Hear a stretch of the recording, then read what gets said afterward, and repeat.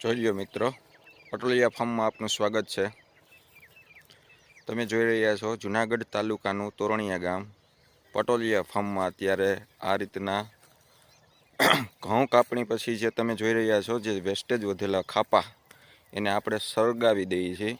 પણ સળગાવવાની જગ્યાએ જો એનો બેસ્ટ ઉપયોગ થાય તો દેશી ખાતરની જગ્યાએ તમે વ્યવસ્થિત ઉપયોગ કરી શકો છો। દેશી કરતાં તમને 30% ખર્ચામાં જે આ પડે છે। જો આ કેટલું છે,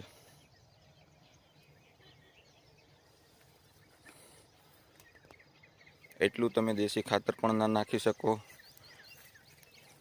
જો આ વેસ્ટેજને આપણે સળગાવી દેતા હોઈએ છીએ એની જગ્યાએ બે નુકસાન થાય છે।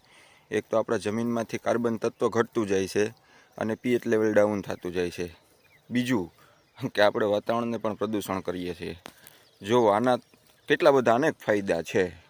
આમાં આપણે દેશી ખાતર નથી નાખી શકતા એની જગ્યાએ દેશી ખાતરનો ઉપયોગ થઈ જાય, જમીનનું કાર્બન લેવલ આવશે ઊંચું, પીએચ લેવલ ઊંચું આવી જશે અને આવતા વર્ષે તમને ઉત્પાદનમાં પણ બેનિફિટ મળશે। જે તમે દેશી ખાતર નાખો છો એના 30% ખર્ચામાં આ વસ્તુ થઈ જાય છે।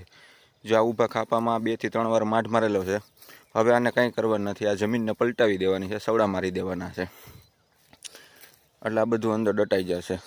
આવતા વર્ષે આની આ વસ્તુ પાછી તમે આવી રીતે કરશો એટલે જે આ દટાયેલો કૂસો પાછો ઉપર આવી જશે સડેલો, અને જે આવતા વર્ષની પરાળ છે એ અંદર વી જશે। જો આ 2 પડામાં કરેલું છે તમે જોઈ રહ્યા છો। જો આ રીતના તમે કરો એટલું ખાતર આપણે નાખી શકતા નથી।